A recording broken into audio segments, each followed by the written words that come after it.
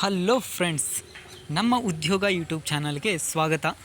ದೈನಂದಿನ ರಾಜ್ಯ ಹಾಗೂ ಕೇಂದ್ರೀಯ ಹೊರಡಿಸಿದಂತಹ ಸರ್ಕಾರಿ ಉದ್ಯೋಗಗಳ ಒಂದು ಮಾಹಿತಿ ಹಾಗೂ ರಾಜ್ಯ ಹಾಗೂ ಕೇಂದ್ರೀಯ ಸರ್ಕಾರ ಹೊರಡಿಸಿದ ಹಲವಾರು ಯೋಜನೆಗಳ ಒಂದು ಕುರಿತಾದ ಮಾಹಿತಿಯನ್ನು ತಿಳಿಸಿಕೊಡುವುದು ನಮ್ಮ ಚಾನಲ್ನ ಒಂದು ಆಶಯವಾಗಿದೆ. ಮೊದಲನೆಯದಾಗಿ ಈ ವಿಡಿಯೋ ನೋಡುವ ಮುನ್ನ ನೀವು ಮಾಡಬೇಕಾಗಿದ್ದು ಇಷ್ಟೇ, ಏನೆಂದರೆ ನಮ್ಮ ಚಾನಲನ್ನು ಆದಷ್ಟು ಬೇಗ ಸಬ್ಸ್ಕ್ರೈಬ್ ಆಗಿ ಮತ್ತು ಲೈಕ್ ಮಾಡಿ ಹಾಗೂ ಬೆಲ್ ಬಟನನ್ನು ಒತ್ತುವುದರ ಮೂಲಕ ನಮ್ಮ ಚಾನಲ್ಗೆ ಪ್ರೋತ್ಸಾಹಿಸಿ ಎಂದು ಹೇಳುತ್ತಾ, ಈಗ ಒಂದು ಹೊಸದಾಗಿ ಬಂದಿರುವ ಒಂದು ಯೋಜನೆಯ ಕುರಿತಾದ ಮಾಹಿತಿಯನ್ನು ನೋಡುವ. ಇಲ್ಲಿ ಮೇಲೆ ನೋಡಿರುವ ಹಾಗೆ ಫ್ರೆಂಡ್ಸ್, ಗೃಹಲಕ್ಷ್ಮಿ ಯೋಜನೆ ಹೊಸ ಅಪ್ಡೇಟ್. ಇನ್ನು ಮುಂದೆ ಈ ಮಹಿಳೆಯರಿಗೆ ಗೃಹಲಕ್ಷ್ಮಿ ಹಣ ಬರೋದಿಲ್ಲ. ಅದೇನೆಂದು ನೋಡುವ ಈಗ ಸವಿವರವಾಗಿ. ಗೃಹಲಕ್ಷ್ಮಿ ಯೋಜನೆ ಹೊಸ ಅಪ್ಡೇಟ್. ಇನ್ನು ಮುಂದೆ ಈ ಮಹಿಳೆಯರಿಗೆ ಗೃಹಲಕ್ಷ್ಮಿ ಹಣ ಬರೋದಿಲ್ಲ.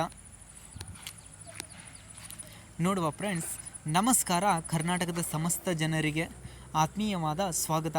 ಈ ಲೇಖನದಲ್ಲಿ ತಿಳಿಸುವುದೇನೆಂದರೆ, ಈಗ ಪುರುಷರಂತೆ ಮಹಿಳೆಯರು ಕೂಡ ಸಹ ಸಮನಾಗಿದ್ದಾರೆ. ಎಲ್ಲ ಕ್ಷೇತ್ರದಲ್ಲಿಯೂ ಅಭಿವೃದ್ಧಿಯನ್ನು ಕಾಣುತ್ತಿದ್ದಾರೆ. ಅದೇ ರೀತಿ ಸರ್ಕಾರ ಕೂಡ ಮಹಿಳೆಯರನ್ನು ಪ್ರೋತ್ಸಾಹಿಸುತ್ತಲೇ ಬಂದಿದೆ. ಈ ಬಾರಿ ಕಾಂಗ್ರೆಸ್ ಸರ್ಕಾರ ಗ್ಯಾರಂಟಿ ಯೋಜನೆಗಳನ್ನು ಜಾರಿಗೆ ತರುವ ಮೂಲಕ ಅದರಲ್ಲಿ ಗೃಹಲಕ್ಷ್ಮಿ ಮತ್ತು ಶಕ್ತಿ ಯೋಜನೆಯ ಎರಡು ಯೋಜನೆಗಳು ಸಹ ಕೂಡ ಮಹಿಳೆಯರ ಒಂದು ಪರವಾದ ಯೋಜನೆಯಾಗಿದ್ದು, ಮಹಿಳೆಯರಿಗೆ ಹೆಚ್ಚು ಈ ಯೋಜನೆಗಳು ಸಹಾಯಕವಾಗಿದೆ. ಮುಂದೆ ನೋಡುವ ಫ್ರೆಂಡ್ಸ್, ಗೃಹಲಕ್ಷ್ಮಿ ಹಣ ಯಾಕೆ ಬರಲ್ಲ? ಇಲ್ಲಿ ನೋಡುವ, ಹೆಚ್ಚಿನ ಮಹಿಳೆಯರು ಈ ಯೋಜನೆಯ ಒಂದು ಸದುಪಯೋಗವನ್ನು ಪಡೆದುಕೊಂಡಿದ್ದಾರೆ. ಆದರೆ ಇನ್ನು ಮುಂದೆ ಕೆಲವು ಮಹಿಳೆಯರಿಗೆ ಗೃಹಲಕ್ಷ್ಮಿ ಯೋಜನೆ ಹಣವು ಜಮೆಯಾಗುವುದಿಲ್ಲ ಎನ್ನುವ ಮಾತುಗಳು ಕೇಳಿ ಬರುತ್ತಲೇ ಇದೆ.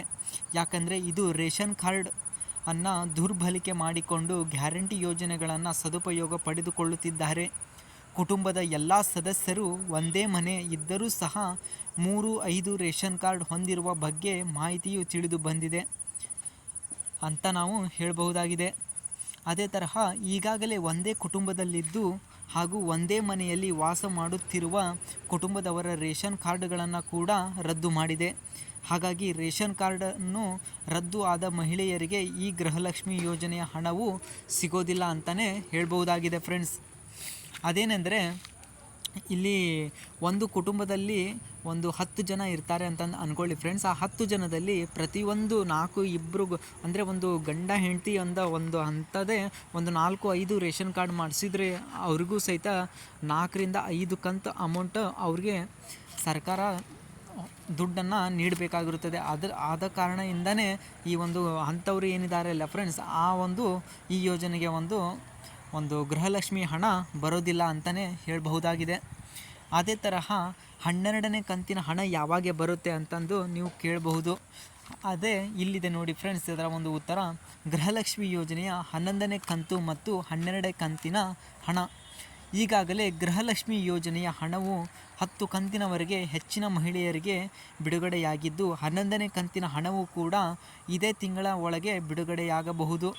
ಅದೇ ರೀತಿ 12ನೇ ಕಂತಿನ ಹಣವೂ ಕೂಡ ಸರ್ಕಾರ ಬಿಡುಗಡೆ ಮಾಡಿದ್ದು, ಶೀಘ್ರವಾಗಿ ಮಹಿಳೆಯರ ಖಾತೆಗೆ ಹಣವು ಜಮೆಯಾಗಲಿದೆ. ಒಟ್ಟಿನಲ್ಲಿ ದಾಖಲೆಗಳು ಸರಿ ಇಲ್ಲದ ಮಹಿಳೆಯರು ತಮ್ಮ ಅಗತ್ಯ ದಾಖಲೆಗಳನ್ನು ಸರಿಪಡಿಸುವ ಮೂಲಕವೇ ಮತ್ತೆ ಅರ್ಜಿಯನ್ನು ಸಲ್ಲಿಸಿ ಹಣವು ಜಮೆಯಾಗದೇ ಇರುವ ಮಹಿಳೆಯರಿಗೂ ಹಣವು ಬರಲಿದೆ. ಯಾರಿಗೆಲ್ಲ ಒಂದು ಅಮೌಂಟ್ ಅಂದರೆ ಗೃಹಲಕ್ಷ್ಮಿ 4, 5, 6, 7, 8, 10, 11ನೇ ಕಂತಿನವರೆಗೂ ಹಣವನ್ನು ಸರ್ಕಾರ ಈಗ ಜಮೆ ಮಾಡಲಾಗಿದೆ ಫ್ರೆಂಡ್ಸ್. ಯಾರಿಗೆಲ್ಲ ಈ ಕಂತಿನ ಹಣ ಬಂದಿಲ್ಲ, ಅವರ ಒಂದು ಬ್ಯಾಂಕ್ ಡೀಟೇಲ್ಸ್ ಆಗಿ ಅವರ ಒಂದು KYC, ಅವರ ಒಂದು ನೇಮ್ ಆಧಾರ್ ಕಾರ್ಡಿನಲ್ಲೇ ಬೇರೆ ಇದ್ದು ಬ್ಯಾಂಕ್ನಲ್ಲಿ ಬೇರೆ ಇದ್ದರೆ ಆ ಥರ ಅವರ ಒಂದು ಪ್ರಾಬ್ಲಮ್ ಇದ್ದರೆ ಅವರಿಗೂ ಹಣ ಬರೋದಿಲ್ಲ. ಅದನ್ನೆಲ್ಲ ಸರಿಪಡಿಸಿಕೊಂಡು ನೀವೊಂದು ಮತ್ತೆ ಹೊಸದಾಗಿ ಅರ್ಜಿಯನ್ನು ಸಲ್ಲಿಸಿ ಎಂದು ಹೇಳುತ್ತಾ ಫ್ರೆಂಡ್ಸ್, ಈ ಒಂದು ಉದ್ಯೋಗದ ಒಂದು ಮಾಹಿತಿ, ಈಗ ಒಂದು ಹೊಸದಾಗಿ ಬಂದಿರುವ ಒಂದು ಉದ್ಯೋಗದ ಒಂದು ಮಾಹಿತಿಯನ್ನು ತಿಳಿಸಿಕೊಟ್ಟಿದ್ದಕ್ಕಾಗಿ ಧನ್ಯವಾದಗಳು ಫ್ರೆಂಡ್ಸ್.